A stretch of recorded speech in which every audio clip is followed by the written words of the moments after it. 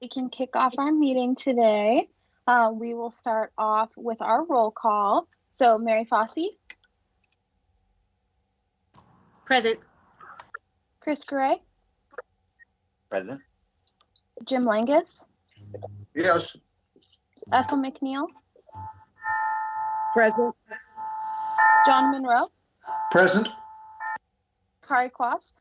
Present. Simone Tarver, present. Ben Young. Don't see Ben on there. Julius Wilson. Here.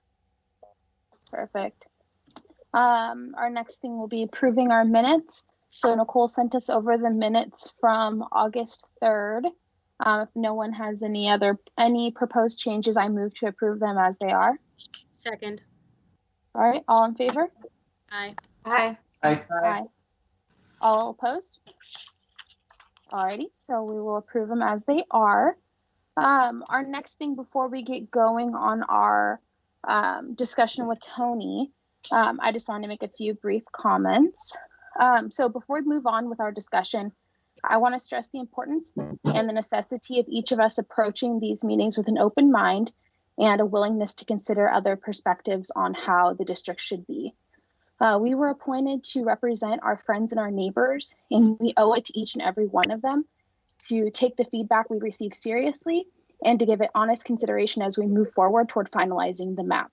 So I'm asking each commissioner to listen to and earnestly consider each suggestion that's brought to us by the community. And then if we should get feedback that we decide we want to, make an action on, then we can do that. But I just want really everyone to kind of approach this process in that way. So that's it for me. I think Nicole didn't have any comments. Nicole, did you have anything? I just wanted to introduce Esther Park, who's my newest intern, is going to be supporting our community commission meetings. So that's Esther. Say hi. Hello, my name's Esther, and I'm very excited to be working with everyone. Hi, Esther. So thank you. Esther is going to be, she's currently tracking all of our RSVPs for people who are coming to our community meetings, and her and Malak, who's another intern who couldn't join us this evening, are going to be documenting all of the public comment that comes in during our community meetings and then putting them on the website. And that format we haven't quite worked out yet, if it's going to be kind of like an Excel format or if it's going to be a Word document, how we've been doing it. But the three of us are working on the best way to catalog that and keep it on the website for review, and also of course for Tony's review. So that's all. And Esther's also going to give us an update on the RSVPs that we have real quick before she jumps off. So why don't you tell us what we're expecting at each meeting right now? Yeah, sure, I can do that. So for September 10th, District 1, we're expecting around 5 people. For September 12th, District 2, 1 person. District 3, September 13th, 1 person. District 4, September 14th, 1 person. And then District 5, September 14th, 1 person. Thank you so much. You can go enjoy your evening now, and we'll talk tomorrow. Okay, great. Thank you. Perfect. So we will move on to item number 1, which will be... This is John. Before we move on, Nicole, do you think it would be possible to have one of your interns check all of our minutes and make sure that they all have been approved? Sure. I'm just wanting to make sure that we have this thing, as we're getting near the finish, I want to make sure that from a process standpoint and a procedural standpoint, that we have dotted all of our I's and T's. And that includes making sure that all of our minutes have been documented and approved. I'm not questioning that they have been. I just want to make sure. Yeah, absolutely. That's actually a great task for them to do as they try to familiarize themselves with this process. It's kind of like drinking through a fire hose. So that's actually probably going to be very helpful for them to do. So thank you for the suggestion. Thank you. Alrighty, I'll turn it over to Tony for item 1. So we're gonna do some Q&A and map finalization. Question, are we still doing the open discussion about public comments in the beginning of meetings? For this meeting or for the next meeting? For the districting meetings that we have, don't we usually have a period of discussion to Oh, review when you public bring up comments? the public comments, yeah. Sorry, I Yeah, did we not forgot add to that. put that on there. I didn't add We that had a to lot to the agenda, so that's my fault. We can start off with that. So Nicole sent us a link to everything we'd received since our last meeting. I'm trying to remember how many I'd seen. We'd received quite a few. We can open a discussion on that. Does anyone have any comments? Obviously, we want to thank everyone again for sending us such good feedback. I know there's been a few things that I've seen that have come through where it was like, oh, that's just something we hadn't quite thought of, or something that kind of made us think about our process in a little bit different way. So to everyone who did send us feedback, we really appreciate it. We can open up discussion on what we've received.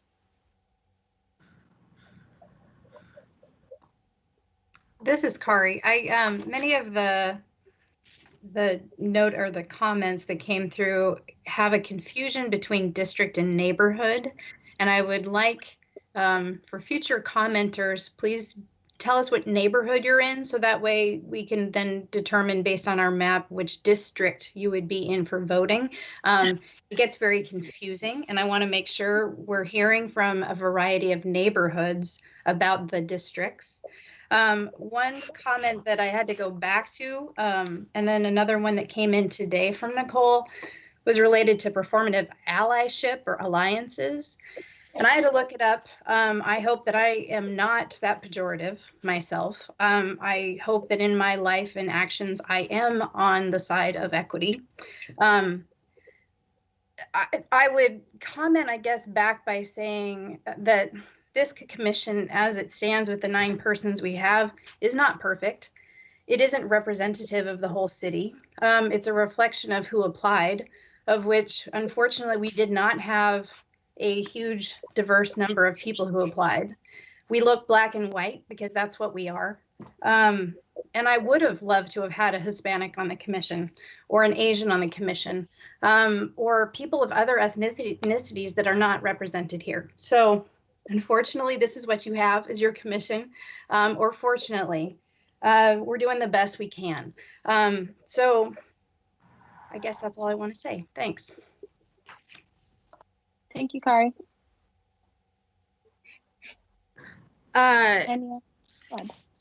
So, yes, again, we received more comments coming in regarding a lot of the same issues with representation and equity. The GIS mapping, has that made it onto the districting website yet that we had discussed making available to people so that they can look at those numbers in the different maps? I know we had talked about it in July, but I don't know, because I went to look at the districting website and I did not see a link to it there. Yeah, it's there. Let me just pull it up. We did a little bit of rearranging on the website to make things a little easier. So let me pull that up and tell you exactly where it is.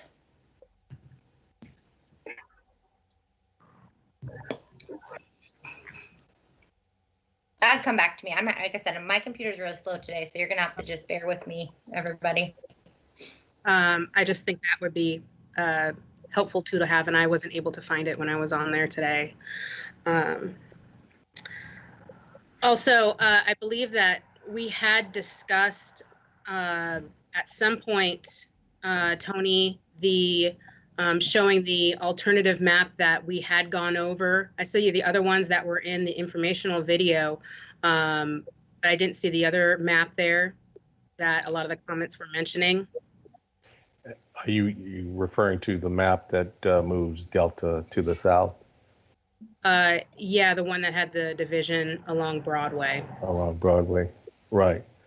Uh, that, as far as I know, that's not posted. We can post that. That wasn't really an official plan that we did. It was just an alternative plan that I wanted to look at, but we could name it a plan and post it. I mean, We don't that's up to you all. to name it a plan. I just thought that since there was a multitude of people referencing it and talking about it, and there's nothing in the video that says, yes, we did look at it and this Right. is where we went, Right. that I didn't know if it was going to be in the presentation or something verbally that we were going to discuss, because it is going to be brought up, Right. obviously. I think something we could do would be, we had all those other iterations of the map that we had kind of gone over.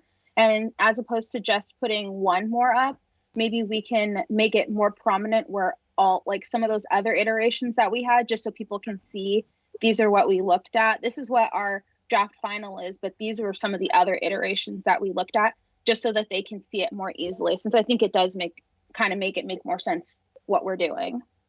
And I think that's something that we should have, but it's probably just not somewhere prominent because it would be somewhere in our meeting materials. Right. So maybe we should just, I'll jot a note that maybe we should put that somewhere a little more prominently in the kind of with the prep for the community meeting, so people can see that if that's something they want to look at.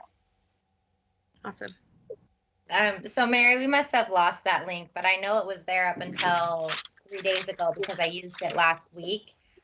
Our communications department reformatted our page to make it nicer and easier to use, and it looks like that link just didn't get re-added. So I'll make sure that happens. Thank you for noticing that. Thank And you. the site does look really good, Nicole. I like the bottom part where there's like the latest news, district commission, about districts, and then the document library that has just like everything all right there. So maybe we just find a spot up Well, where we're it should talking. be up in related links up here on the right. That's where it was supposed to end up, but it just didn't get re-added. So thanks for noticing that, and I'll get back up there. Cool. Thank you. Any other comments, questions about the feedback we've received?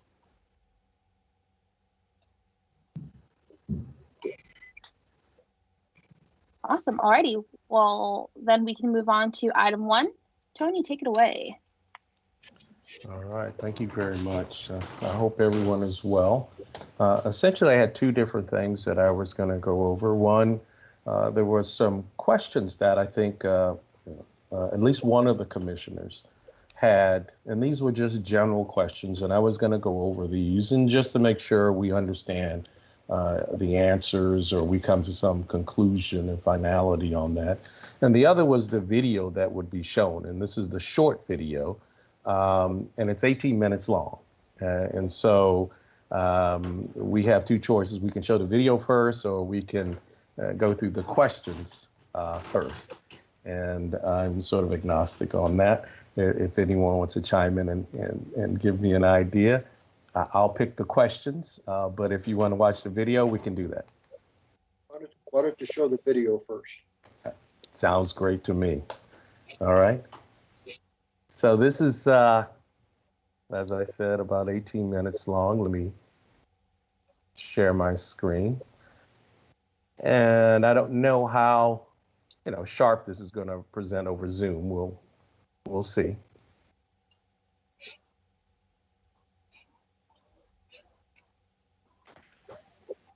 Does everyone hear that? Yes. Yep. Yes.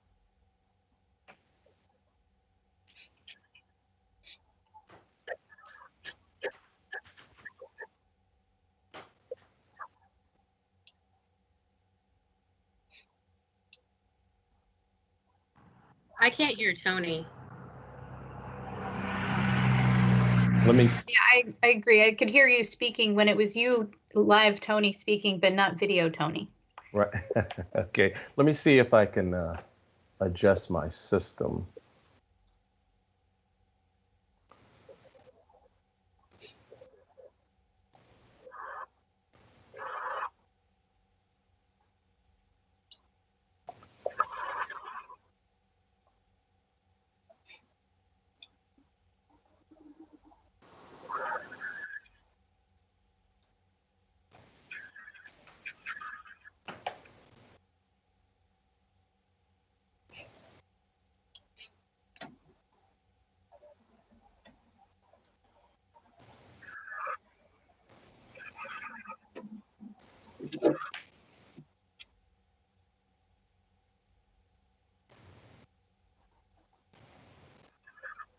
And let me know if you still can't hear it.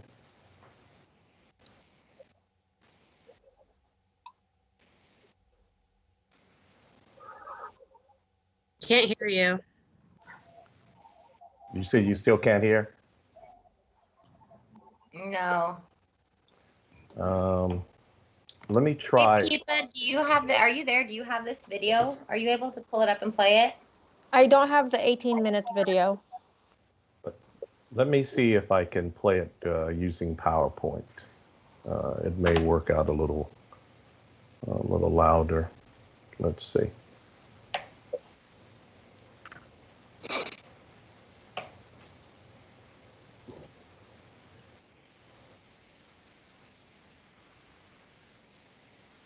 Can you hear that? No. Mm-mm. Yeah. I really don't know how, unless there's an audio setting. If you wish, you can delay this, send me the video, and I will project it in as soon as I can. Okay. Perfect. Just drop that to Peepa, Tony. Thank you, Peepa. Do you have the link that I sent? It still should be available, but I'll go look at that. Let's see.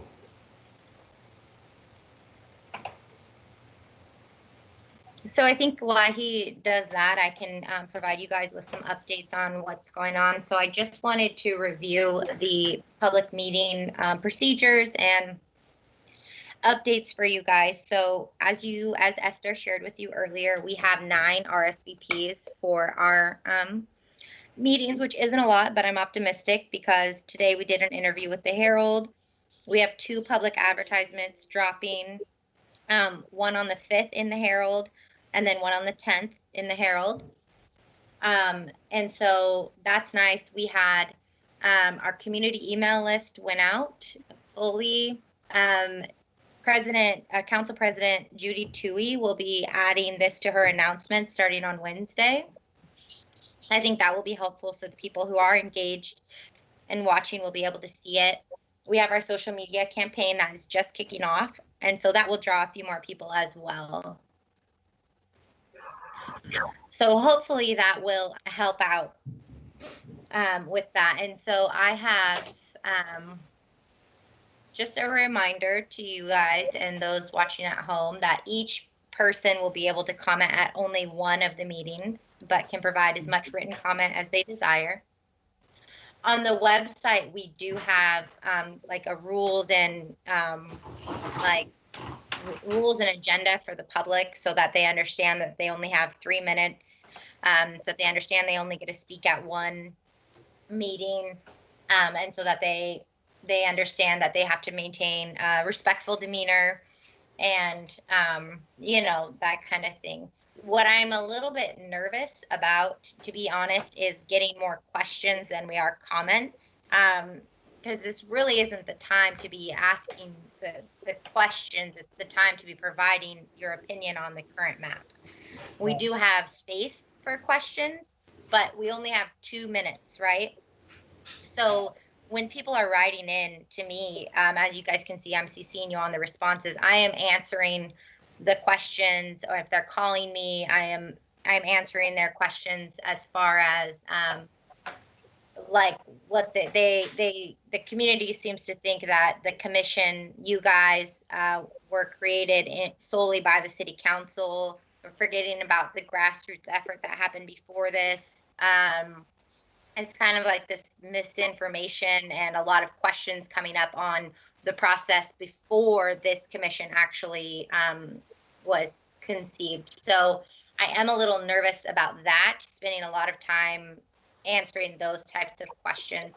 So I don't know how to address that, but it is something I just wanted to bring up. So for every meeting, we'll have the same format, which will be Simone doing a welcome and introductions. We'll set the expectations. We'll probably be having one intern will be taking notes, and one intern will be supporting me through collecting, getting the community organized. So just like at city council meetings, we'll call people by the last 4 digits of their phone number. So we'll say 0001. It's your turn to speak. Please keep your comments to 3 minutes and provide your address and full name for the record. We'll document that. They'll provide their 3 minutes of comment.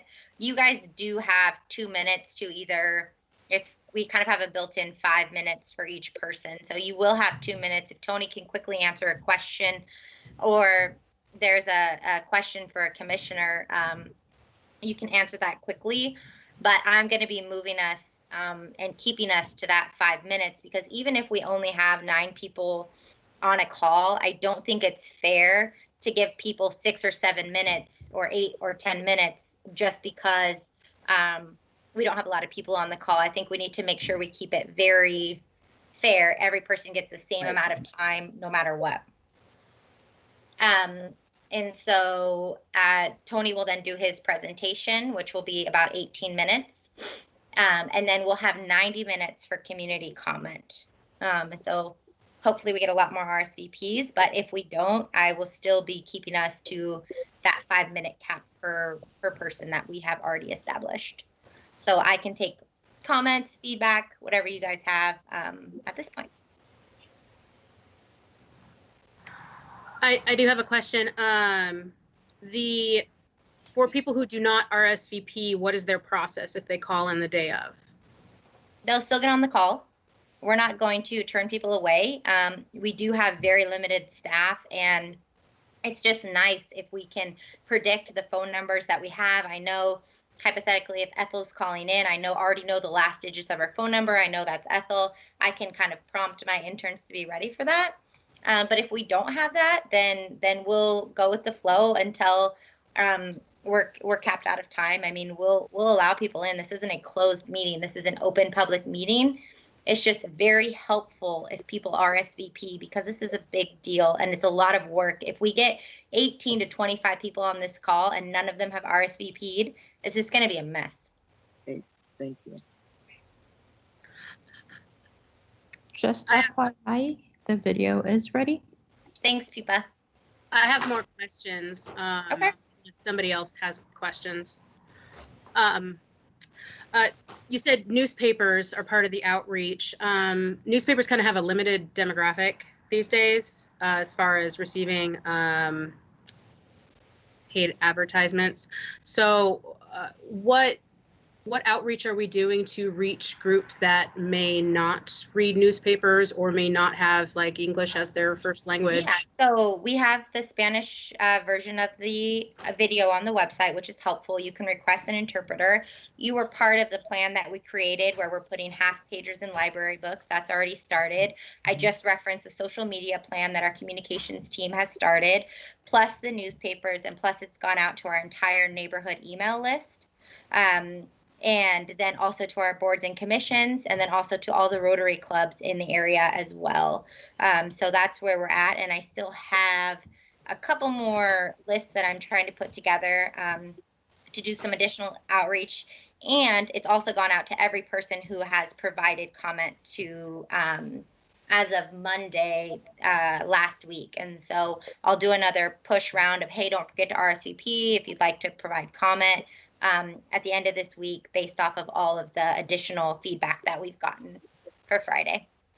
And we'll continue to do that. If you provide feedback, we'll send you the link to RSVP if you'd wish to comment on one of these meetings. Did you end up finding any avenue to reach out via the schools? No, I did not. I didn't get a reply on that. Okay.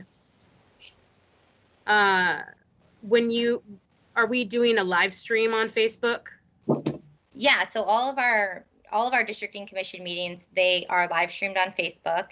They're also on a couple of the neighborhood pages. They're also live streamed on YouTube, and they're on the Everett channel. Okay, and there's no like comment feature or anything like that for any of those? We have no way to mediate that, and we also can't allow public comment on YouTube because it's interferes with our like public disclosure requests and things like that. We can't keep them in a box. Right. Okay. I noticed that the City of Everett Facebook doesn't show the forums on there yet. That's Or- part of our communications plan. So I don't know when that hits, but they have a 10-day plan that they're launching starting tomorrow, and so you should see that soon. Okay.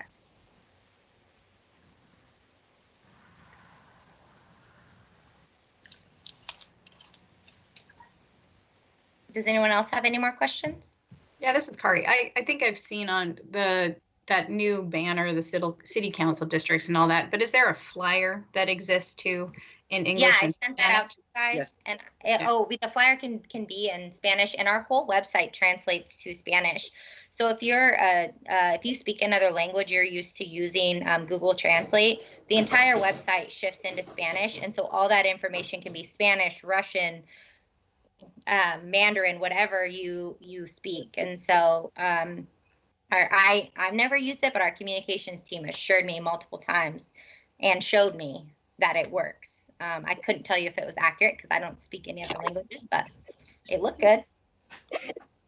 Cool. I am just wondering, yeah, I'll look for that flyer because, I mean, for anyone from the Council of Neighborhoods listening, we have boards in all of our neighborhoods. We could be posting that around. Oh, and I can print them for you. Ethel requested me print her some flyers, and so did another commissioner. And if you give me a few hours notice, I can print those for you and meet you, set them out front for you, so that you can grab them. Sounds great. I would like some. Yeah, just email me and let me know how many. Okay. Thanks, Nicole. Is there a flyer that actually shows the map draft that we're moving forward with? No, there's not a flyer with our map on it. It does not fit. You and I, we talked about that already. Right. It doesn't fit. Can I say something? Yeah. This is Ethel. Kari, I want to thank you for your comments earlier. I really appreciate that. I've read all the comments that have come in, and I think we as a commission, I think we need to be solid with each other, and let's walk the walk we're talking about, and let's be fair and honest. I know what diversity is. I'm part of that community. I know what it's like to be left out and not considered to be a human being. So I'm very sensitive to that with other people, and so I do care. Nicole, you've done a great job in getting the information to us. I appreciate the flyers that you did for me. You got them timely to me, and I put them out into my community. So I appreciate that. So as a whole, I think we've done a good job. We've looked at everything. We considered everyone, and like Kari said, we don't represent every neighborhood, every nationality, but I think we did the best we could, and we were honest, and we looked at the city as a whole. And that was the thing I wanted to stress with gerrymandering and everything. We looked at the entire city, not just one individual neighborhood to cater to, because when you do that, you have to be very, very careful, because then you're going to have to do that for everyone else. And that's why I appreciate Nicole's comments tonight about the timeliness when you're speaking at those meetings. Just because there's few people, not to expend the time. We need to make sure it's consistent with everybody. We've set a goal, we've set a time for them to speak, the number of minutes, and let's stick with that, because that's when you get into a problem. We say, well, you gave them, you weren't fair to us. Nicole, you're doing a great job, and I want to tell you, I appreciate you and thank you. Thank you, Ethel. Any more questions or comments on our process for the 10th? And I'll send you guys out another agenda, expected RSVPs for that date. I'll kind of give you the link, just kind of like, here's what to expect on the 10th, here's what to expect on the 12th, and you'll get that probably the night before so that you can just mentally be prepared. So Chris or Julius, anyone on the phone, did you guys have any questions? No questions for me, Ms. Kress.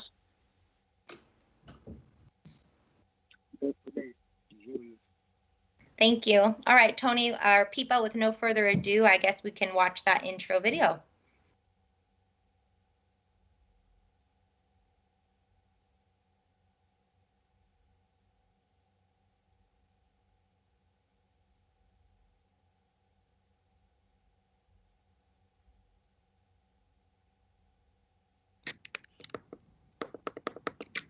Do you guys see my screen? Yes, Yeah. we do. Yes. Hello, I'm Tony Fairfax, and I'm the districting master for the Everett, Washington Districting Commission. And I'm going to present to you the proposed final draft Plan A8.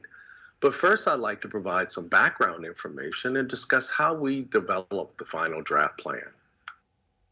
First, the city of Everett, Washington is moving from a voting system with 7 city council members elected at large to a system with 2 elected at large and 5 city council members elected within what's called single member districts.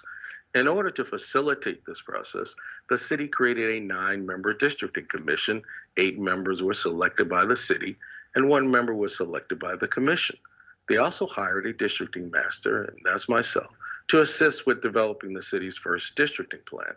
The commission members include Mary Fossey, Vice Chair Chris Garai, James Langus, Ethel McNeil, John Monroe, Kari Quallers, Chair Simone Tarver, Benjamin Young, and Julius Wilson.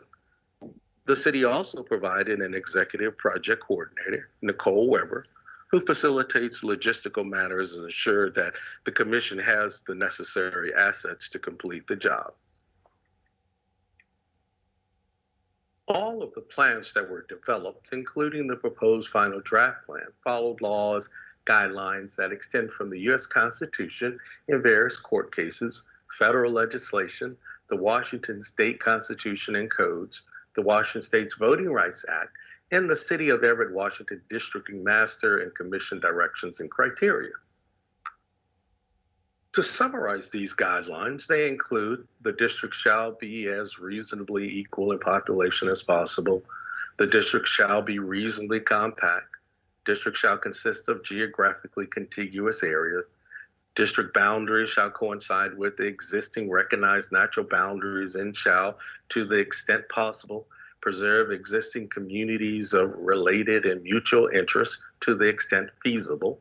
Population data may not be used for the purpose of favoring or disfavoring any racial group or political party, and districts shall be drawn to follow existing voting precinct boundaries. Continuously throughout plan development, we also preserve communities of interest. We followed the results of a citywide study that found that 75% of the respondents selected existing neighborhoods as the primary community of interest to preserve. Therefore, neighborhoods were prioritized for preserving or not splitting. However, some neighborhoods were split by precincts, and precincts were used as the lowest building blocks. So in those instances, we had no choice but to split a neighborhood. The second ranked community of interest in the study was other. However, the third, fourth, and fifth ranked communities of interest were language, income groups, and housing types, respectively. Thus, language, income groups, and housing types, and other common socioeconomic attributes were reviewed and attempted to be preserved within districts. The Commission's plans generated followed a logical and methodical process to develop, beginning with establishing the district cores. The district cores act like seeds for each district. There are 5 district cores representing 5 districts. They include 1, Delta, 2, Lowell, 3, Boulevard Bluffs, Harbor View, Seahurst, Glen Haven, and View Ridge, Madison, 4, Casino Road within Westmont, and 5, Silver Lake. After the selection of the district cores, several preliminary plans were generated by myself and presented to the Commission. The Commission provided comments on the advantages and disadvantages of each plan, and that included the plans of A1, A2, A3, and B1. From those comments, I developed a new set of alternative plans, and they included plans A4, A5, A6, and B2. Another set of comments were provided by the commissioners on the second set of alternative plans. These comments were incorporated into a final alternative draft plan, A7. Additional comments on Plan A7 were obtained from the commissioners and integrated to produce Plan A8, the proposed final draft plan. The proposed final draft plan, A8, followed all of the redistricting criteria that I discussed before. It is equal in population within an acceptable deviation. It is reasonably compact. The districts are contiguous, excluding the Lake Champlain area. The districts coincide with natural boundaries when reasonable to do so. It preserves communities of interest, specifically neighborhoods. It did not favor or disfavor any racial group or political party. And it minimized political subdivision splits, specifically precincts. Next is a description of each district. First, District 1. District 1's core area is Delta. It is a northern-based district that is shown in green. The neighborhoods include Delta, Bayside in part, Northwest Everett, Port Gardner in part, and Riverside in part. The largest populated neighborhood is Delta. Two neighborhoods, Delta and Northwest Everett, are wholly contained. A small portion of Riverside is not contained within the district, and the Port Gardner section includes one precinct, Precinct 17, that splits Riverside and Port Gardner. Bayside is split without Precinct 18 contained within the district. The district includes a diverse population of Delta that has a third of the persons speaking another language and over 42% minority in the neighborhood, and that's 2020 estimates. The district is also characterized by containing the city's colleges and older housing structures, and that's excluding the Delta neighborhood, which has a greater percentage of rental units. District 1 has the lowest estimated population growth from 2010 to 2020 out of all of the districts, and that's at 6.85%. District 1's configuration started with determining whether Delta and Northwest Everett should exist in the same district.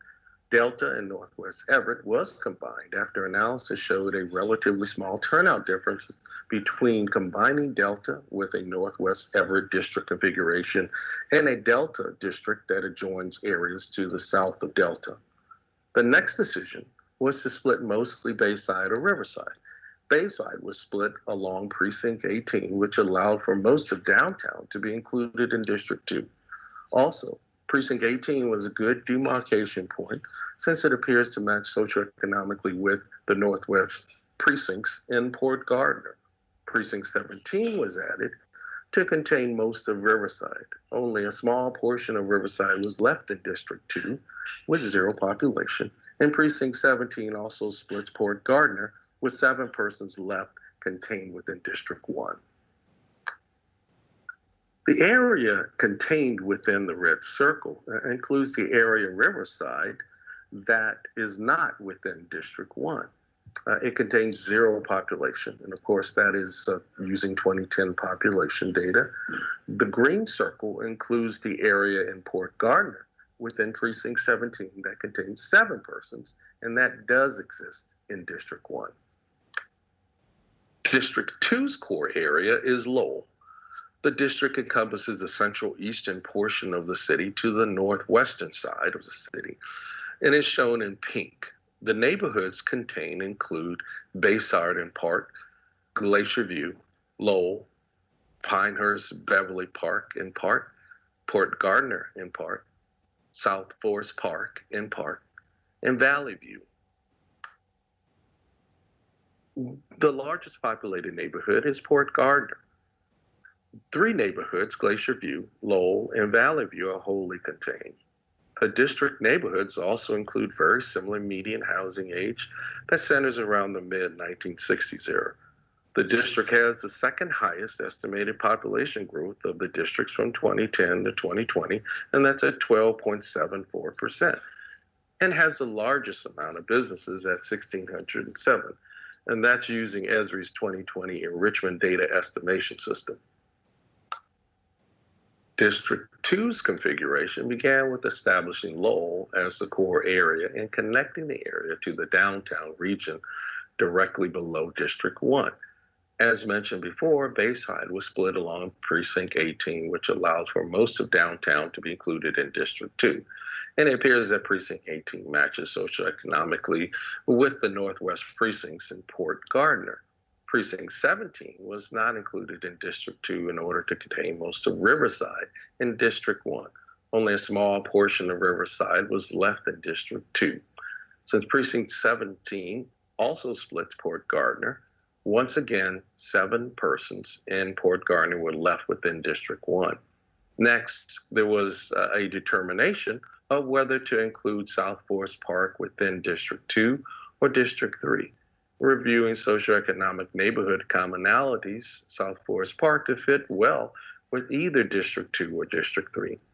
However, in order for District 3 to exist within the acceptable population deviation, Evergreen and South Forest Park could not both be wholly contained within District 3.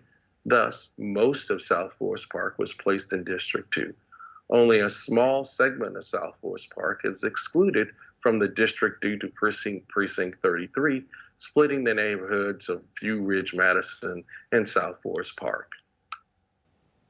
The map shown here with the red circle includes Precinct 18 that has been split from Bayside and included in the northern neck of District 2.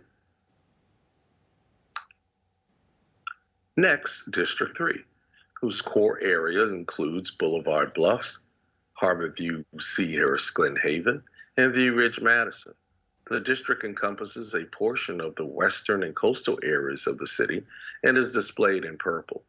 The district contains the neighborhoods of Boulevard Bluffs, Evergreen, Harbor View, Seahurst, Glen Haven, South Forest Park, in part, and View Ridge, Madison. The largest populated neighborhood is View Ridge, Madison. 4 of the neighborhoods, Boulevard Bluffs, Evergreen, Harbor View, Seahurst, Glen Haven, and View Ridge, Madison are wholly contained.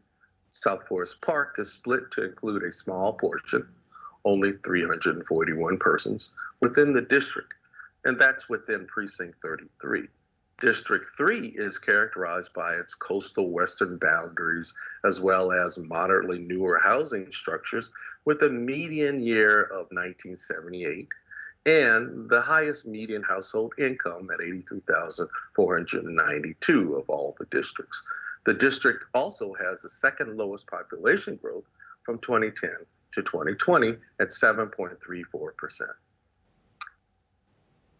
District 3's configuration began with wholly containing the district's core of Boulevard Bluffs, Harbor View, Seahurst, Glen Haven, and View Ridge, Madison neighborhoods. Once it was determined that most of South Forest Park should exist inside District 2, Evergreen could remain wholly contained within District 3. A small portion of South Forest Park would exist in District 3 due to Precinct 33 splitting the neighborhoods of South Forest Park and View Ridge, Madison. Also, the industrial areas around Boeing could remain mostly intact above the Boeing Freeway and included in District 3. The map displays the area within District 3 that includes South Forest Park. This is a small portion of Precinct 33 that is split by View Ridge, Madison, and South Forest Park and contains 341 persons. District 4's core area includes Casino Road, that's within Westmont. The district encompasses the southwestern portion of the city, and that's shown in blue. The district contains the neighborhoods of Cascade View in part, Holly, Twin Creeks in part, and Westmont in part. The largest populated neighborhood is Westmont. One neighborhood, Holly, is wholly contained. Westmont is almost wholly contained. It does not contain one census block, which has only 5 persons. The entire district exists below the Boeing Freeway. The district is characterized by its diverse population, with the highest percentage of the districts that speak another language in addition to English at 41.45%. The district also has newer housing structures, a median of 1988, and higher renter percentage at 69.15%. Using 2020 total population estimates, the district is the only majority-minority district in the city. District 4's configuration began with the core area of Casino Road. Since it was not conventional redistricting practice to follow only a road, the neighborhood of Westmont was a starting point for District 4.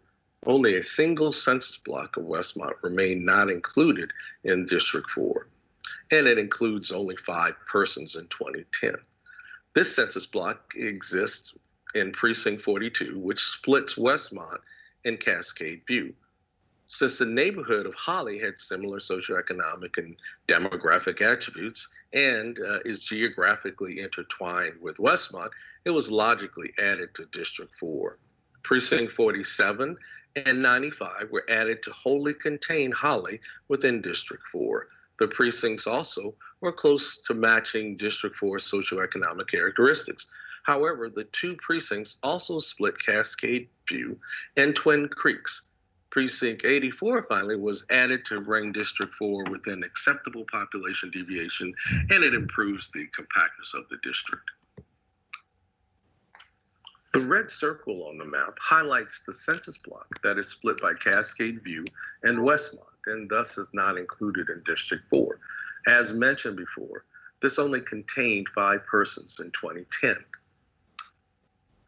District 5's core area is Silver Lake. The district encompasses the southeastern portion of the city, and that's shown in green. The neighborhoods within the district include Cascade View in part, Pinehurst, Beverly Park in part, Silver Lake, Twin Creeks in part, and Westmont in part. The largest populated neighborhood is Silver Lake. One of the neighborhoods, Silver Lake, is wholly contained. The district is characterized by a mixture of diverse population. It is the second highest of the districts. Newer housing structures, median is 1986. Moderately higher median household incomes, 68,155, and relatively high percentage that speaks another language in addition to English at 31.44%. District 5's configuration began with the core area of Silver Lake. District 5 added to Silver Lake the nearby neighborhood areas of Twin Creeks and Cascade View to the district. Now, this was compelled due to being landlocked and not encroaching into District 4. After adding areas of Twin Creeks and Cascade View, population was needed for the district to reach an acceptable deviation. It was decided to not cross over Evergreen Way to add population from Evergreen, and it would also split the neighborhood. Instead, areas of Pinehurst, Beverly Park were added in order to bring District 5 population deviation within the acceptable standard. Precincts 34, 37, and 39 were included into District 5. These precincts have socioeconomic attributes that are reasonably close to District 5 and thus were added to complete the district. The map depicts the northern end of District 5, which focuses on the 3 precincts in Pinehurst, Beverly Park that were added to the district. Precinct 34, 37, and 39 were selected instead of crossing Evergreen Way and splitting the neighborhood of Evergreen. And that is a complete and concise description of the background, plan development, and the proposed final draft plan A8. Thank you for your time.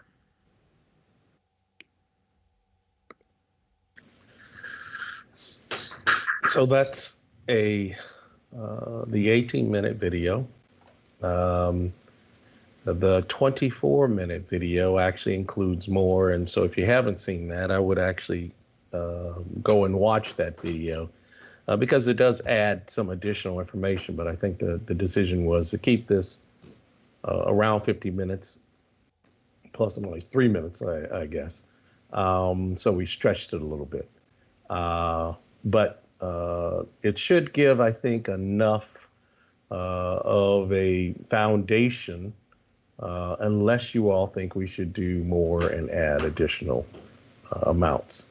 So I'll be the first place I would stop now and say, do you think it's sufficient? Do you think we need to add more?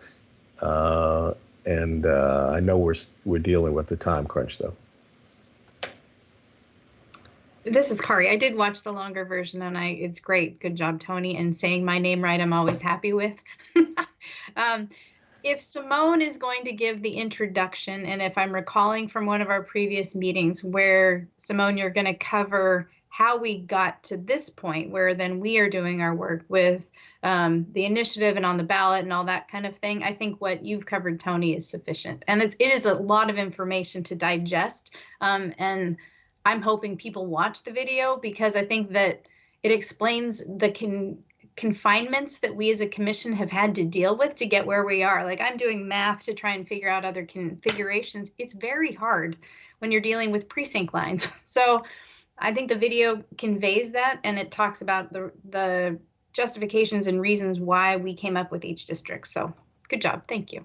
And this video, just for a reminder, will be played in lieu or of Tony's presentation at every single one of our community meetings. And so after we do kind of staff expectations, get everyone on the call, Simone does her intro, and then we introduce all of our commissioners. Tony will run that video, or PIPA, depending on, I guess, how we get that going. We'll run that video, and then immediately following that video, we will begin public comment. Right, definitely PIPA. Oh, Jim, you're muted if you had a comment.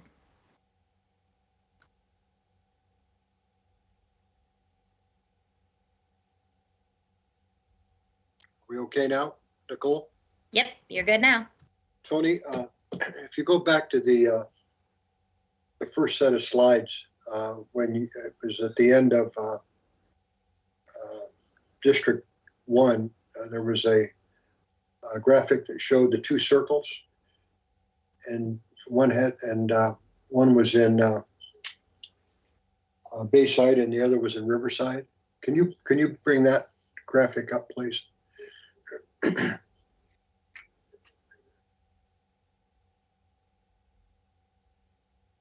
was somewhere around that 34.1 or 33, somewhere in that area.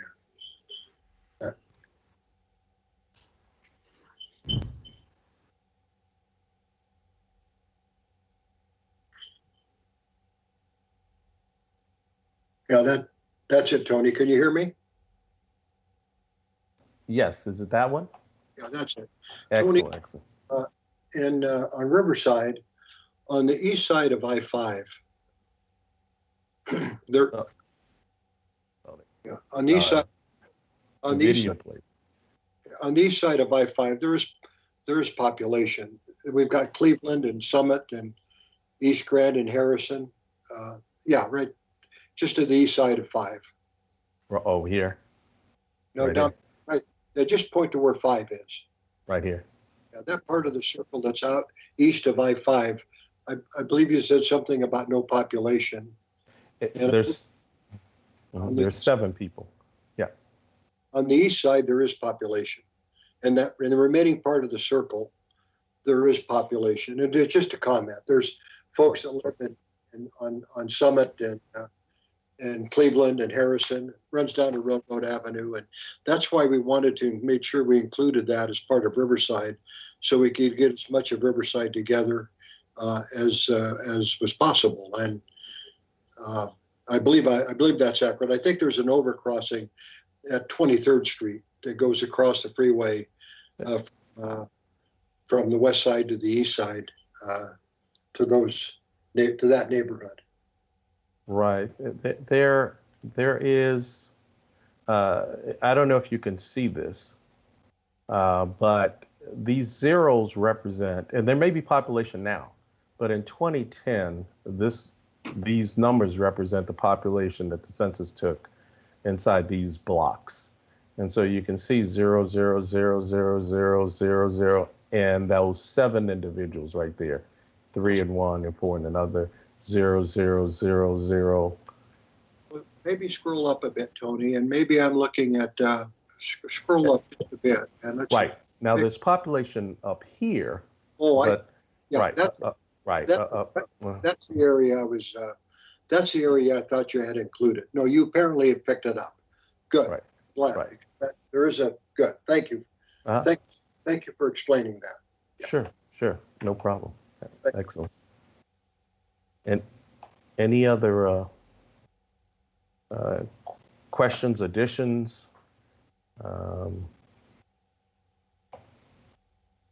Comments?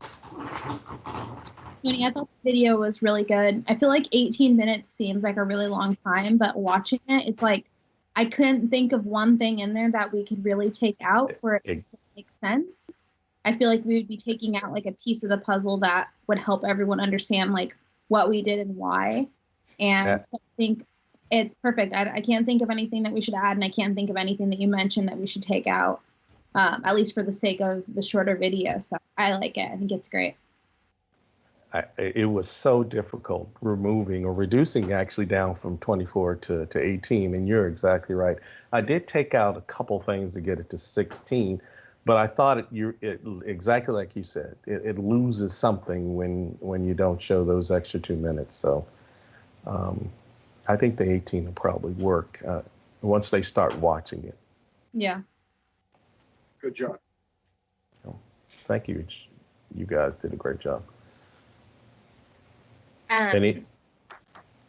So if there's no more comments on this part, then we'll go to the Q&A, back to the Q&A portion, Tony. Right. And then we'll wrap up for the evening with any discussion from you guys. Right. And so I was going to go over some questions, and maybe you all may have these questions. One of the commissioners sent some questions I was going to go over, and we can talk about these. And one of the question was the Delta and Northwest Everett, a name change. And we decided the last time that we were going to change the name to Delta. And so I think that question has been resolved. If not, please tell me, because I changed it in the video. It's been resolved. Okay. So we resolved the name change.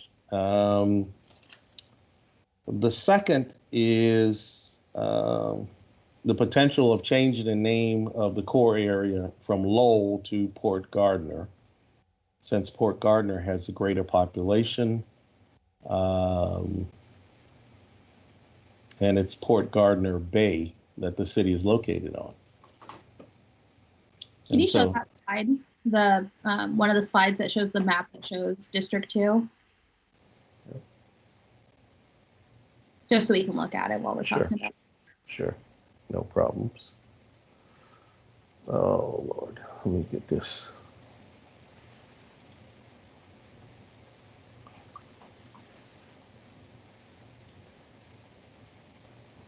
Let me shrink this down. My screen is very large right now.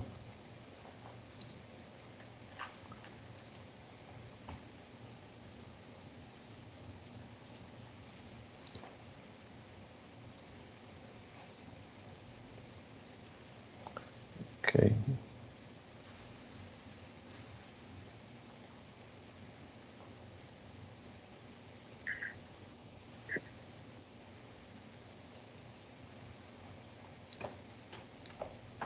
Okay, so you might have to share it because it's still showing us your email. Oh, you all don't see it? Okay. Nope. Let me see.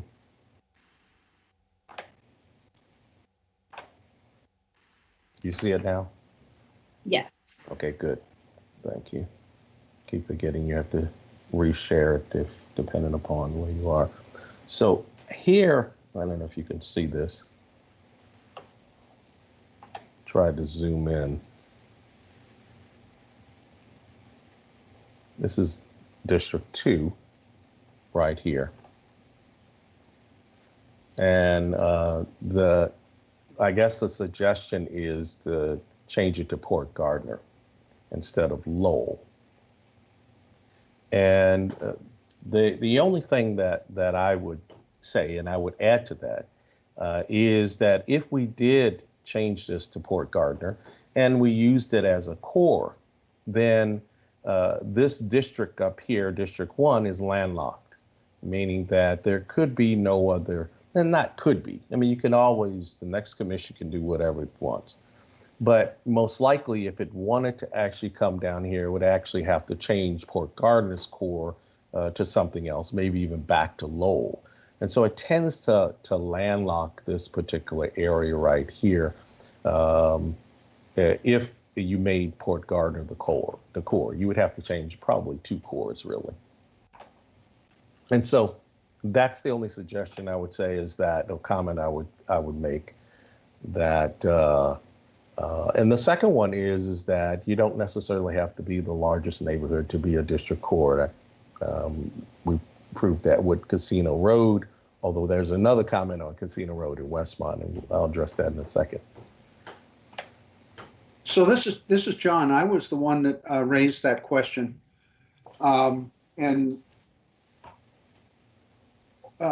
first of all, I went back to my notes, and part of the reason why we did change to Delta was it gave us a balance of Delta versus Northwest. It also gives us a neighborhood or a core district on the right side, on the river side, and then a core district on the left side or the Port Gardner side, as opposed to having 2 core districts that are both on the river side.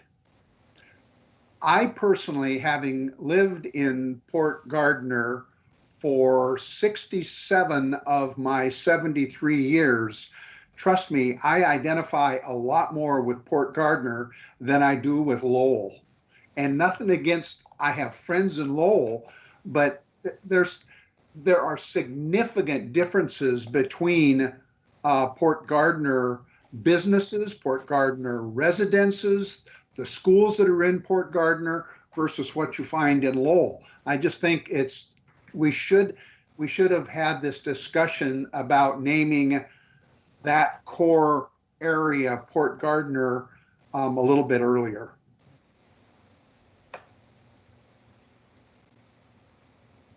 I mean, the city is founded on, I mean, that's Port Gardner that's out there. And to ignore that and call our core area Lowell, that, to me, it's almost a swipe. I just want to put out there that the commission, you guys as a whole, decided on the cores over the course of about 3 meetings. So 6 hours you spent naming these cores. And now we're kind of at the end of the deal. So we can go back. We can have this conversation. That's totally fine, and we can change it. I'd just like to hear from a couple of the other commissioners to know if we should invest in this conversation, if we should do a vote, and what that's going to look like moving forward. Well, I sure think we should invest in the conversation. I mean, John's raised a good point. You said 6 hours on cores. We probably spent more time. And I go back and think about the time that we have spent, and I really have to question the value of this exercise on core districts. But we went through it. We agreed on certain things. And John makes a good point. Could be called Port Gardner. Could be called, lump them together, Port Gardner and Lowell. But John makes good rationale. My question is really more on the matter of core districts and what the value was. But we're there. We're past that. So this is Simone. I disagree. I think we should stick with having Lowell as that district core. And part of it is that we still haven't finalized our map. Like, we're on our draft final. But if we make Port Gardner that core, it does kind of hamstring us into not being able to change anything. And so if that's the case, then there isn't really any point in getting community feedback if we are going to really block it off that much. So I think we discussed Lowell for a reason. And if the thought is that Port Gardner and Lowell aren't similar enough, then that's a whole nother conversation about rethinking what District 2 should look like. So I think we should stick with what we have, which is having Lowell be the core of that District 2 for now. I don't think it has anything to do with locking us into a position. It would be, of course, so it would make it more difficult for us to, if we had to split Port Gardner, if we did end up deciding based on the feedback that we received that we want to change what we're doing, it'd be more difficult if we made Port Gardner a core. Well, then I guess I have a process issue, because what's the point of even asking more questions if we're going to say, well, A8 is what we've been discussing for the last 2 months, and so A8's it. Why are we even entertaining other questions? You asked these questions, so we wanted to make sure that there was time for them to be discussed. My point is I asked the questions last month and was ignored. And now I'm asking them again, and now I'm told, well, but we've already got the presentation done. And that's not what we said. That is what not what we said. What did you say? I said I'd like to hear from the rest of the commission to understand if this is a conversation we're worth investing in. We can change it, we can do that, but I'd like to hear from the rest of the panel. No one is objecting to changing if that is what the commission so decides. That is not what Simone said. Your opinion is not the only opinion, and we will hear from everybody. I'm sorry if it came across that I was telling you we can't do that, John. I'm a commissioner just like you are, though I'm also chair. I was expressing my opinion, which is that we've already kind of had this conversation about having Lowell as a core, and knowing what we know about how we're choosing to do this process with the cores. If we make Port Gardner a core, then it would kind of block us in a little bit. That was my point. That was the point I was trying to make. So I apologize if it made it seem like I was saying we couldn't do that, but I'm expressing my opinion that I don't think that we should. I tried to have the conversation last month. So John, we already apologized. We had a lot of things to cover at our meeting last month, and we opened it up at the end, and it didn't get brought back up. So we made sure that it was covered at this meeting. John, I appreciate you bringing it up. I understand your points, but it appears that the die is cast on this. I think we should probably move along and see what the next set of questions are that people have.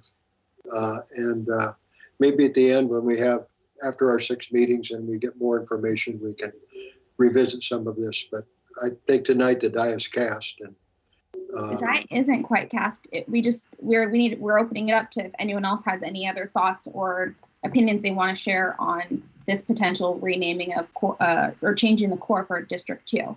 So we have quite a few other people that haven't said anything yet.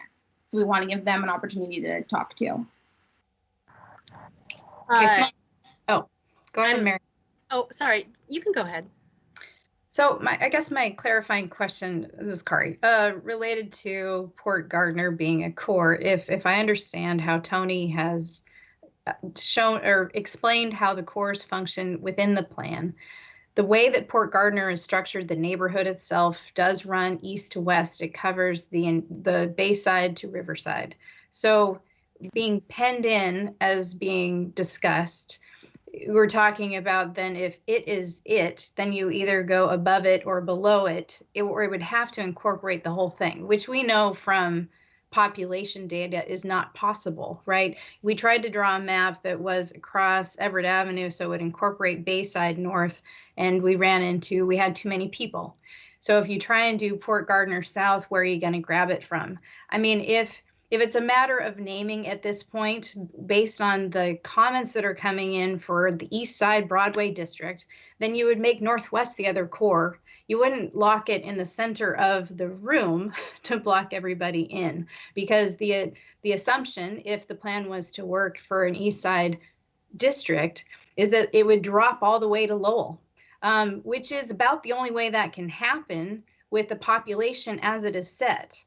And when you deal with the west side, it ends up dropping all the way into View Ridge Madison. I'm explaining this because I guess I'm just sort of like a little bit at my wit's end on the constraints that we're under to get equal population and how that then affects compactness and contiguousness.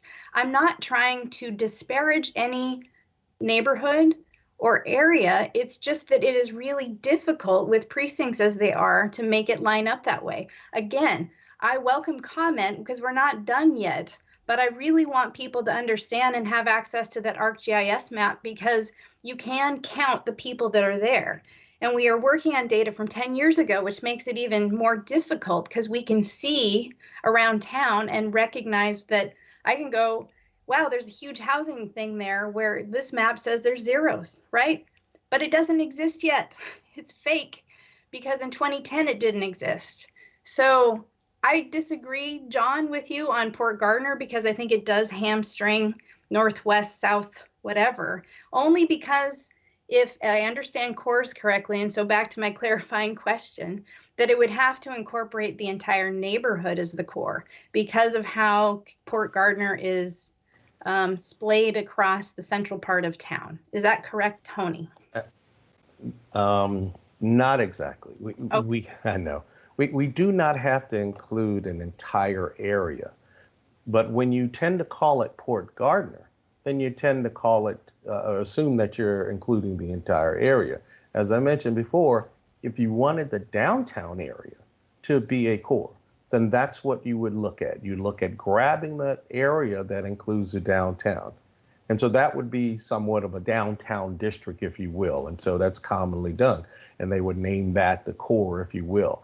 Once you say Port Gardner, the assumption to a certain extent is that you include the entire neighborhood. Now, with only 7 people, pretty much the entire neighborhood is included in District 2. So this includes pretty much the entire populated area of Port Gardner in District 2 in 2010, as you were talking about, Commissioner. In 2020, it remains to be seen how much this area has grown and whether that's significant, that would not be 7 people, but much, much larger.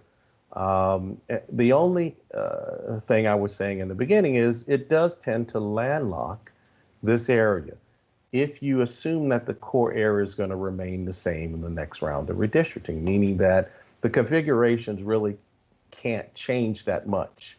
Once you put a core area here, all of this is pretty much, I'm not saying exactly, but pretty much locked in up here. So you're dealing with that type of northern district for the most part, unless you decide to change the core, as I said. And so that would be my suggestion is that you try to disperse the cores geographically, so you allow for a lot of different expansion. Mm-hmm. And if we're dealing with just a name change and not necessarily a core change, then maybe that's something that can be considered afterwards. And normally I would name this the district after the core area, but there isn't necessarily a hard and fast rule as I can see. So maybe this becomes the Port Gardner district. I think that's a little confusing, but you are the commission and you can make decisions like that. Thank you. I just wanted to say I would support the rest of the commissioners that do not think Port Gardner should be the core because of the landlock. I do understand if you wanted to have a very small area of like the downtown. I can see that justification more so than I can see the Port Gardner area.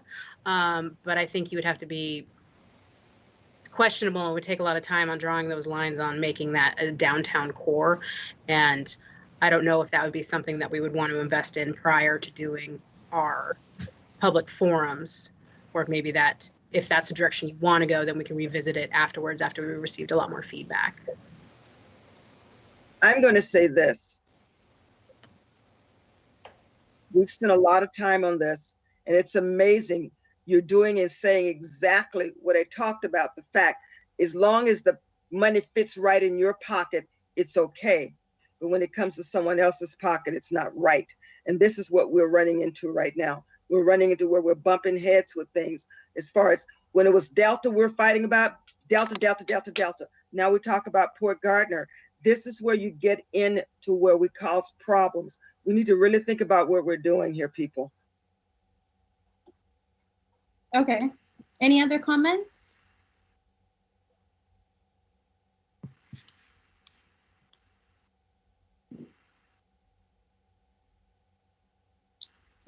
we haven't heard from everyone, so I don't know if we can really decide if do you guys want to do a feel vote if this is something that we want to do? I think you can probably just ask Julius and Chris, and that would be hearing from everyone because Ben didn't make it today. Okay. So Julius, Chris, do you have any comments, or are you leaning a particular way on this? Go ahead, Julius.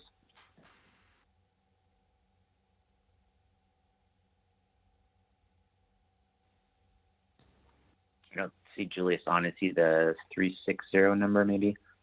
Yeah, the 8885. Yes, yeah, I forgot to unmute myself. I apologize.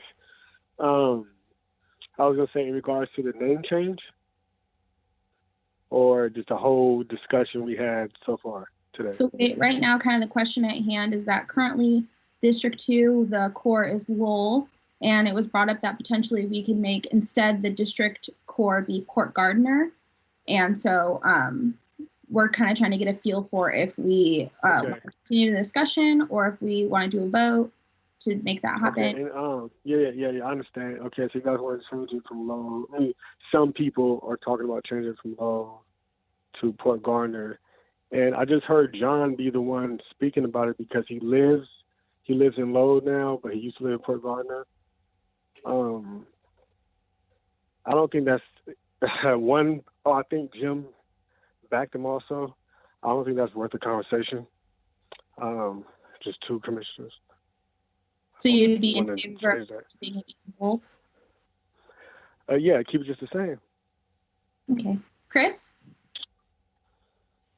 Yeah, I think, I don't know, unfortunately, not to bring it up again, but I still don't really agree with the importance of cores being maintained. I agree with that as part of a process to get to a district map, but I feel like this does more harm than good, this conversation about cores. So I guess ultimately I think there's some good arguments for Port Gardner, but thinking about what's best for the city, if we do want to retain flexibility, I would lean toward keeping Lowell as the hub as well, since I got from Tony that that's probably a better approach, allowing flexibility. All right, and it seems like we have a majority that would just want to keep it how it is for right now. And it doesn't mean that this can't be something that's brought up after the community feedback is received. If there's a big outcry for this to be changed, it's something we could consider again. But for now, we'll keep it as is. Does anyone else have any other comments before we move on to the next question?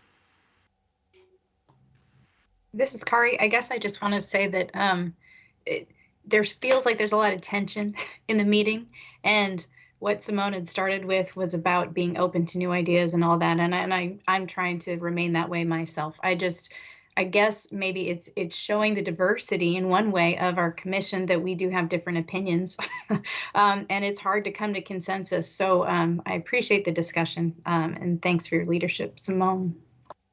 Thank you, Kari. So we are now on to Tony's next. Oh, go ahead, Jim. No, I just said tension. I don't feel any tension. But go ahead. Next issue. All right, Tony. All right. The next is changing the core area name of Casino Road within Westmont to essentially West Casino Road / Westmont. And from my vantage point, this can be done at any time. And so if you decide to do it after, I don't think that the general public will disagree with that particular name change. So it's something that I think if the commission decides that you don't like the name, or you even want to move to Westmont, period, then that's something that I think is not a problem for the commission. So that's my take on it. This is Kari again. I would defer to Julia since he lives down there, but I think what the comment that came through on public comments was regarding the two sides of Casino Road are very different. And so what we were addressing as a commission is truly the West Casino Road aspect. So I would agree with a name change to West Casino Road / Westmont. Julius, I do you agree have with any? that. Oh, yeah. I agree with that.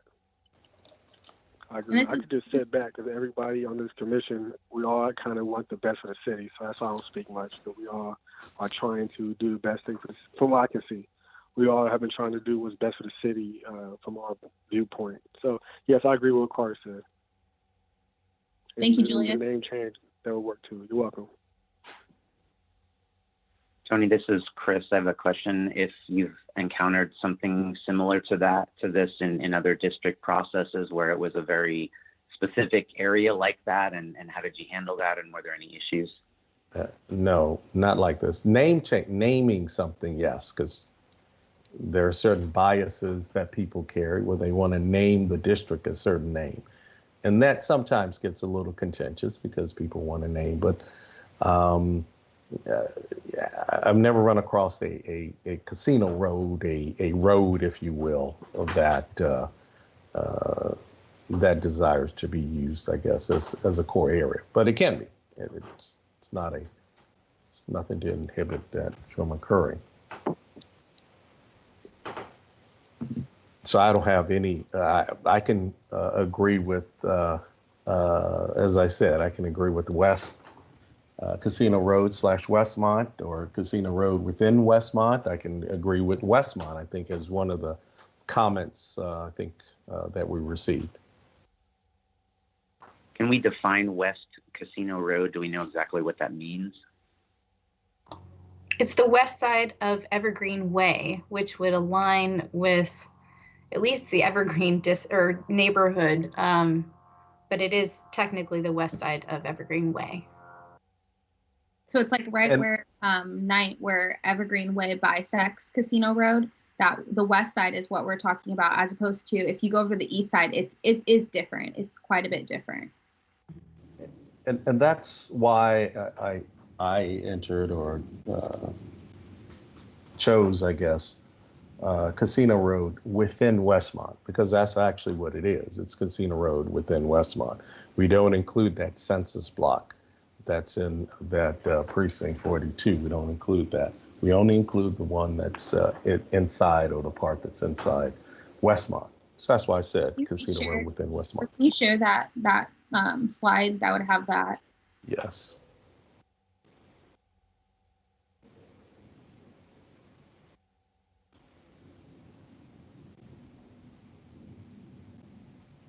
Let me see, I may have.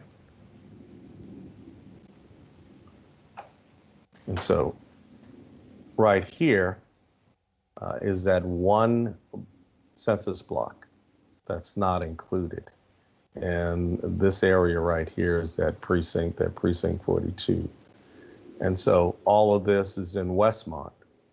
So Casino Road runs right here. And so the right side, if you're going this way, is Casino Road, but it's not included on the left side. But looking at that's like a couple businesses. I don't think it's significant population that we should worry about. Yeah, 5 people in 2010, right here. Are there any pros and cons to just calling it Westmont? Is that too broad for the concept that we were trying to align to? I tend to think that would be the solution.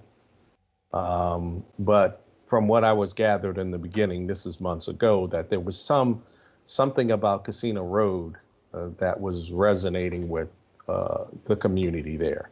And so I wouldn't want to take away from that. But I would normally have said Westmont, since we are using neighborhoods in the other areas. Yeah, and that wasn't directed purely to you, Tony. I guess for the commission in general, people have an opinion about that particular area as a core. Just throwing it out there if there's any other things we can talk through. I just, and no offense to Westmont, I just think that West Casino Road or Casino Road is more recognizable as opposed to the neighborhood. And I think that's where we landed on it initially. So Casino Road within Westmont works too, because it acknowledges both and would educate people about the Westmont neighborhood. So move. Motion to call it West Casino Road, Westmont. Second. So I'll go through do we need to open up any more discussion? Or are we ready to vote? I'm happy to call it that slash Westmont. But I think it's also something that maybe we should see if there's any public comments that come in, because somebody from that area might have like a specific preference on it. I'm not, I don't live down there, so I think that people in Westmont might have stronger feelings on it. So while I'll vote today happily, I think it also has to be something that if there's strong public outpouring, we might need to revisit. I'd like, if that's the case, let's keep it open on Lowell and Port Gardner too. If that's the case. I would agree. Alrighty, any more questions or discussion before we vote? Let me just say this, that I think changing the name at this particular moment would require changing the presentation, any type of documents that we have. I think a name change can be done. These are things that can be done afterwards that I think the public would understand. A name change from Casino Road within Westmont to West Casino Road / Westmont. That is something that they would understand. So I would say you may vote now, but physically go through and change. I would table that to after the comments by the public. Don't go back and change your presentation. That's in place. Let's. Yes. If we vote to do this, we can make the revision following. Yeah. Yes, we'll amend the motion to changing the core to West Casino Road / Westmont, pending, and the change will be official after we've had the community meeting. So pending any public feedback that we receive, then we could go back on it if we want. But for now, longest motion ever, but it'll work. So if there's no more discussion, I'll go down our list. I have one question before you do anything else. You keep saying West Casino Road. West Casino Road is on the other side of Evergreen Way, which puts that into altogether something different. No. East Casino Road is on the other side where Westmont is. That's west. So that's to the left is going to be. That's west. I'm sorry. That's West Casino Road on that side. So east is on the other side. Okay. Yeah. Okay. I just want to make sure we get it right. With the name, I did like the name Casino Road within Westmont. I did like that name. Is there, people are saying different names. Which one are we voting on? What's on the table right now would be Westmont Casino Road West Casino Road / Westmont. I kind of like what you're saying, Julius. I think / Westmont implies that the neighborhood is also part of the core. If you're nitpicking. I didn't coin that. Kari coined that. I'm just piggybacking off of that. But yes, I agree with you, Chris. Yeah. Right. Yeah, and just this, Kari. Yeah, I agree. I think it is clearer to say Casino Road within Westmont too. So, sorry, Simone. Yeah, we can do. Okay, so I'll amend the motion once more. So we'll do West Casino Road within Westmont because it's pretty close to what we already had. And this would be for a change effective after our community meetings. So pending any changes we decide to do in the future.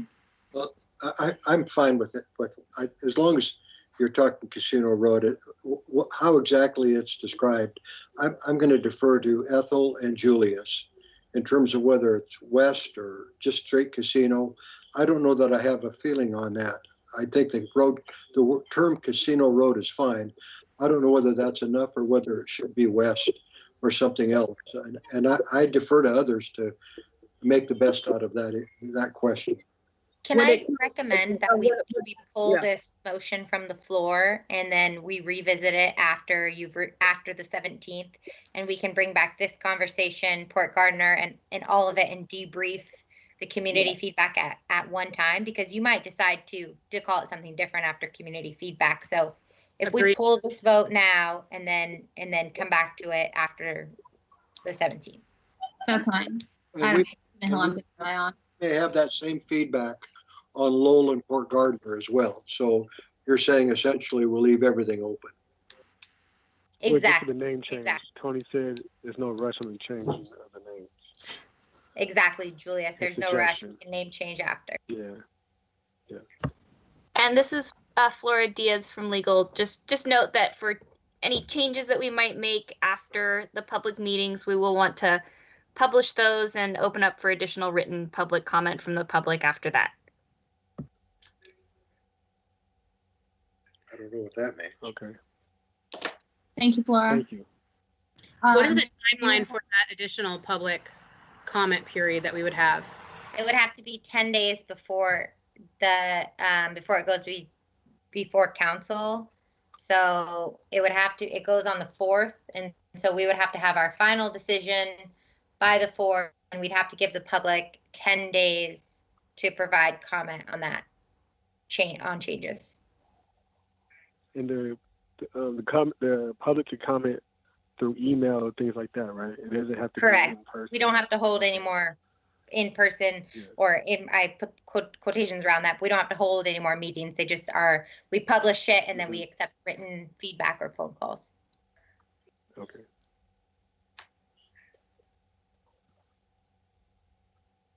If there's no more comments on this, Tony, do you want to talk about the last item?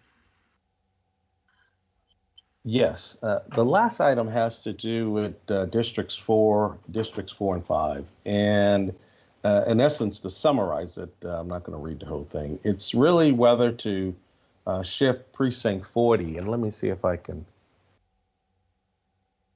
scroll down.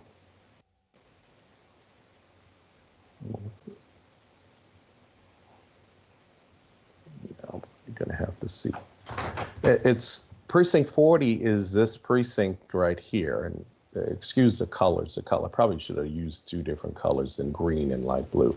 But precinct 40 exists in District 5, and the question is whether to actually shift that to District 4.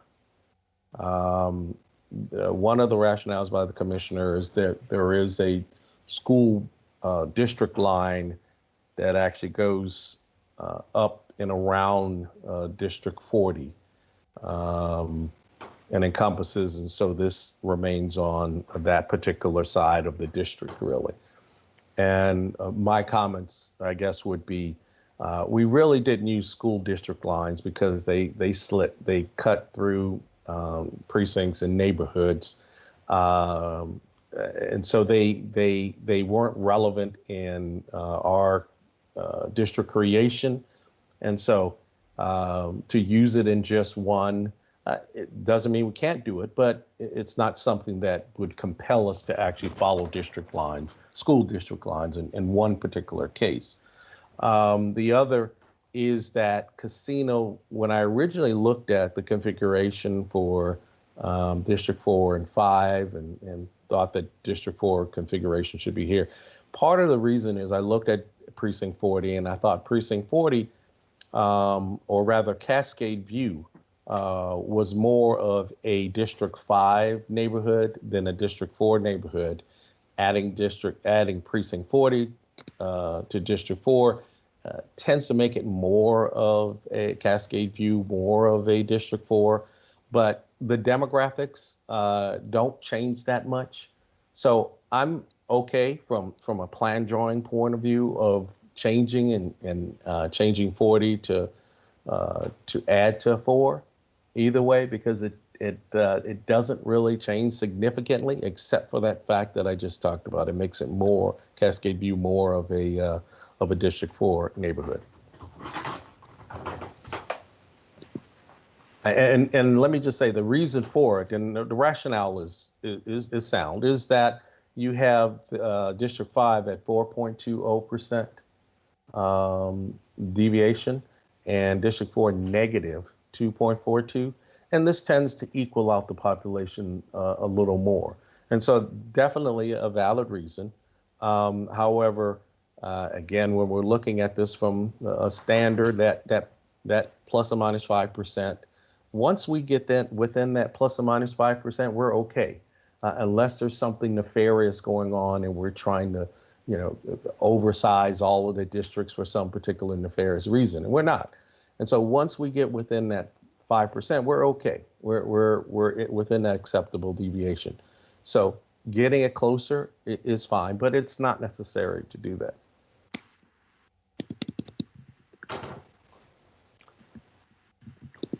We can open a discussion on this. Does anyone have any thoughts or questions they want to share? I'd like to hear from Julius and Ethel. Well, I'd like to know what changed, because I brought this up before and it became an issue that it wouldn't work. So it's amazing now that it does. So, I'm just curious what changed. Nothing changed. It was just brought back up.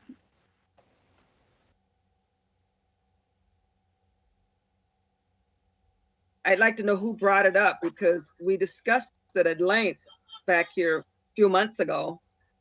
And I'm just curious what brought it back up. I think this was one of the items John wanted. Ethel, this is John. I brought it back up because when I went back through my notes, I find quite often we have these discussions and we never really nail down a decision on it. And this is one I know we had a discussion on, and I could not find where we reached a decision on it. Okay. The only reason that I really wanted to do it was to get us closer to zero deviation. So when you got one, there's like 6 percentage points difference between a -2 and a +4. And I wanted to bring those two closer to zero. And this was an easy way to do it. Now, the other thing that I did this last week, or these last 2 weeks, I actually went out and drove through each one of these districts. And there is no physical difference in the homes that are in 47 versus 50. You could not tell a difference from an appearance standpoint. Both those precincts look identical. And so I thought, especially after going through the effort of driving it, I was even more convinced that it made sense to move that one precinct. I think our main we're just trying to keep the neighborhoods intact. But if that's not something that matters in this case, then it's definitely something that can be done. It doesn't seem like it's going to make a huge difference in terms of the, keeping that neighborhood intact. Does anyone else have any thoughts or questions? Yeah, this is Kari. You were supportive, weren't you, Ethel? That was Simone who was just talking, not Ethel. I could go either way. Again, this isn't really a hill I'm going to die on. If there's a strong feeling to change it, we can change it. I think it's fine either way. If people feel strongly about it, could be supportive of it. This is Kari. I like your phrasing. I think the school district line is a reasonable one in that case, because it just adds population to the one that is down versus the other, and reduces the one that's higher to lower. So I think it makes a lot of logical sense. So I would be for moving, 40 into District 4. I would be, I honestly don't care either way, but since we've already had our maps and everything drawn and the PowerPoint already created and the video already done, is this a vote that we can actually put on the record to table until later?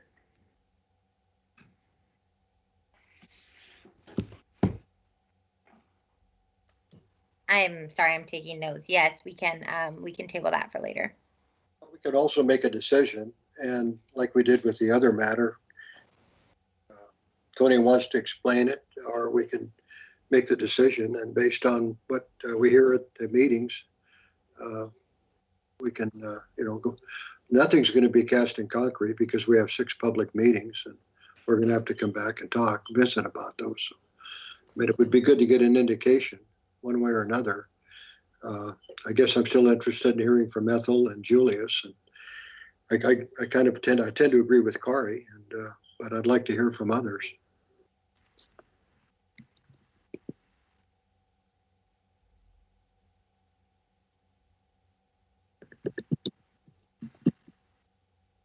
Julius, Ethel, any observations?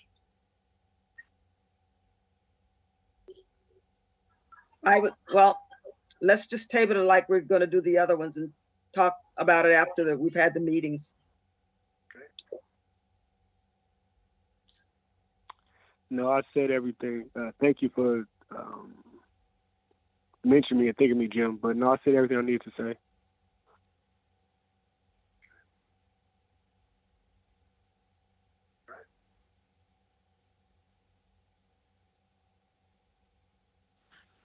Ms. Chris, I'm fine with it, and also fine waiting to formalize it till later. Thank you. And just for planning sake, our next actual like debrief commission meeting I have documented as October 5th. And we have it going 6 to 7:30. I'm curious if you guys could get back to me and let me know. Maybe we could plan to start that meeting earlier, because I think there's going to be a lot of decisions to make and a lot of conversations to have.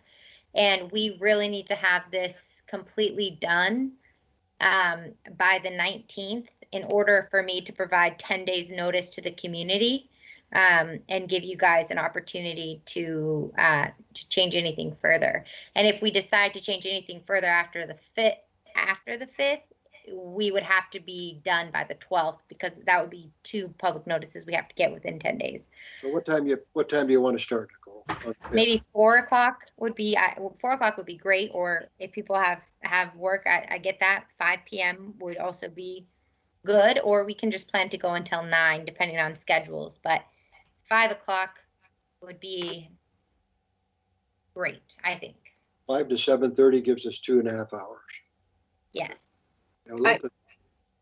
This is Kari. I guess I want to honor the people who have brought up starting later is better for them. And also that it would be odd to change one meeting, I guess, if it's a standard meeting, away from 6. I don't mind continuing until 9 because we'll have stuff to discuss. But maybe it'll be amazing. We can get through it. Who knows? I just want to plug that this meeting takes an intern and 3 staff members to run on online. And so keeping the staff until 9, if we don't have to, is helpful. But I definitely hear being consistent and being, there for the community when they expect you to be. So just so that you guys can make a decision on that. I was previously one of the people that said it was better later, and that was before the pandemic. So I'm just going to take myself out of that. Later is better. I am okay with any time.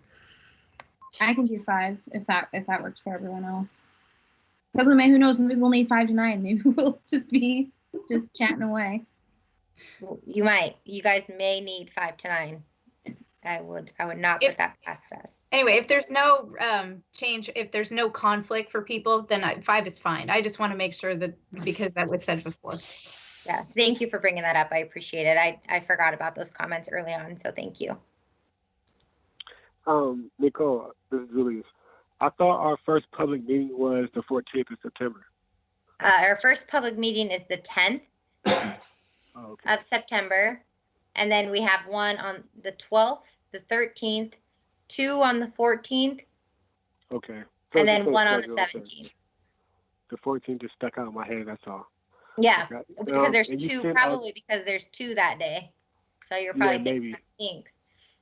And so then we'll get all the notes together, get them out to you guys, give everyone an opportunity to review, and come back together on the 5th and hopefully get through the bulk of everything we need to do, and then schedule an additional meeting for October to vote the final map and see it for the last time before it goes to council.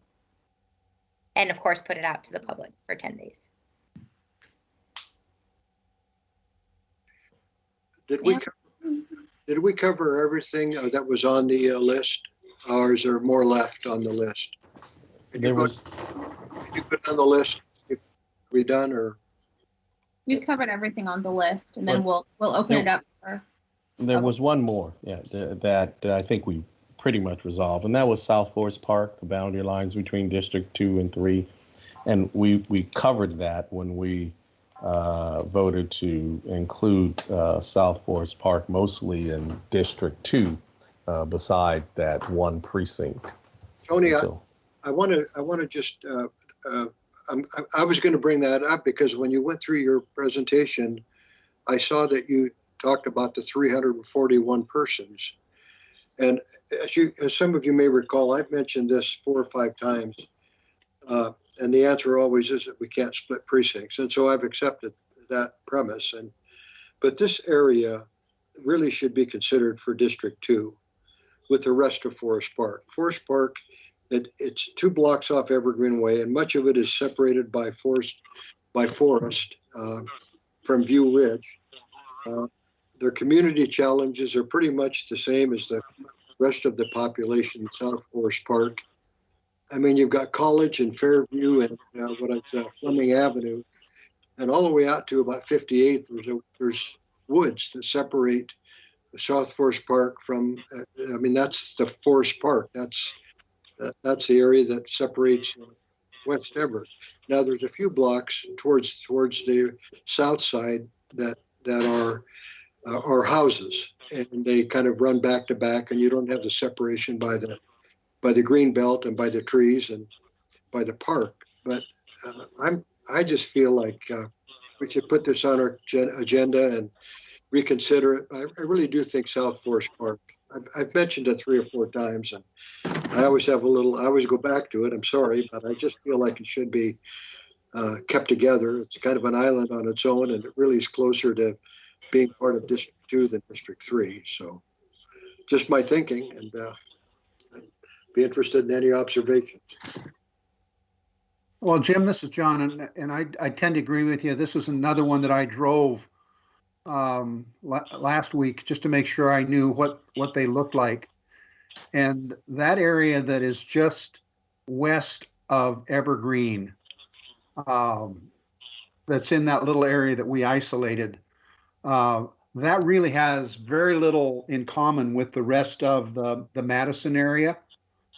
And so to exclude that from, put that in District 3, I think rather than 2, I think is a mistake.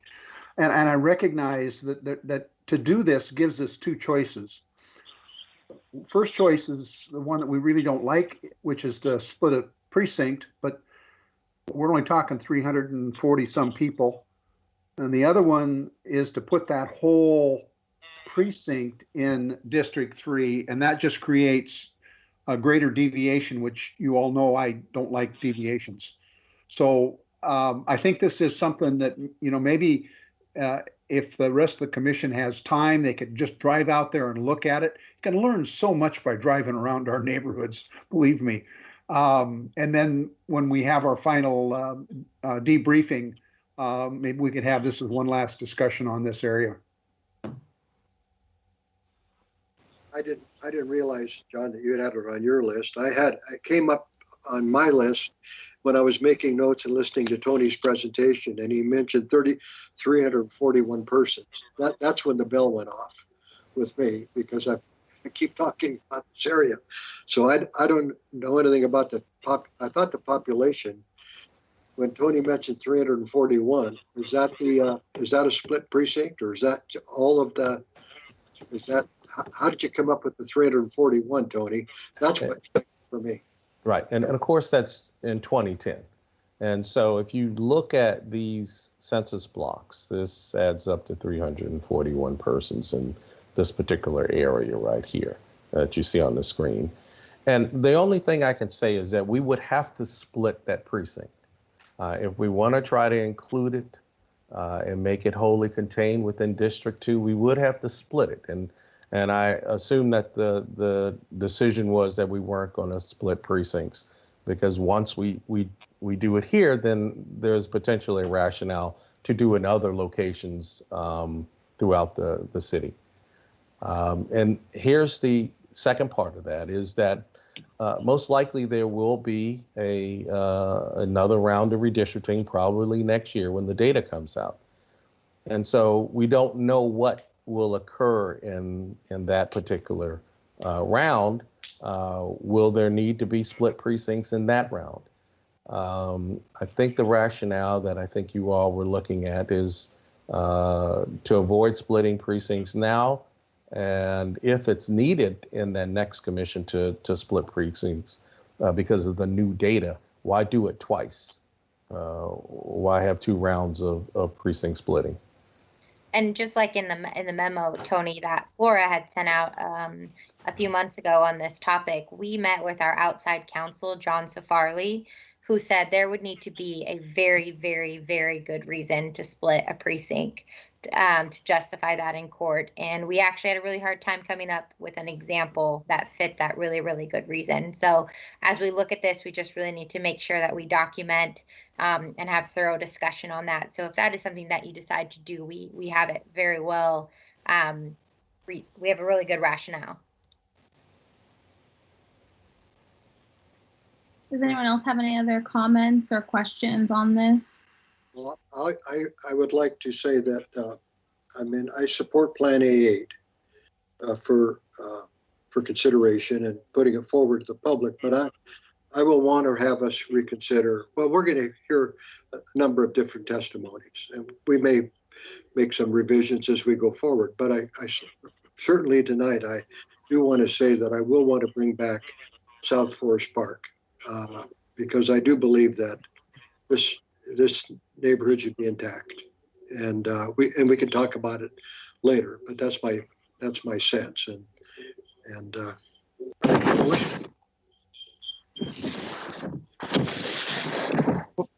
This is John. Before we close out for the evening, do we need a motion to recommend using A8 for discussion purposes with the community? That was already done. I think that's what we decided, I don't know how many meetings ago, was to move forward when Tony had asked what we wanted to do. So did we all voted on that? Yes. I mean, I would defer to Nicole I'd have for the to minutes. review the notes. I'm pretty sure it was a final vote because we all adopted A8 as the final, or as the draft map moving forward. And I could figure out what meeting. Well, actually, my interns are going to go through the notes, John. So as soon as they do that, I'll have them send you what notes those are from. So this is such a big deal. I just want to make sure that we all 9 of us are together on supporting A8 going to the community. That's all I wanted to make sure. Mm-hmm. And it sounds like we are. Yeah, but just for your records, it sounds like you're keeping some good records. I will have them send you that those minutes when they find them.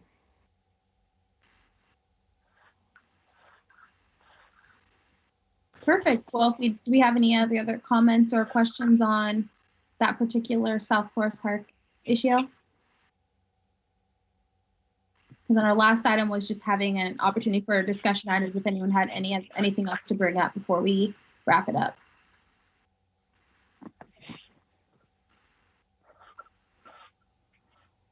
You can now forever hold your peace, people. It's almost 8 o'clock. Okay. No? Alrighty, then I move to adjourn. Thank you, everybody. Have a wonderful night. Thank Good you. night. Thank you. Good night, everyone.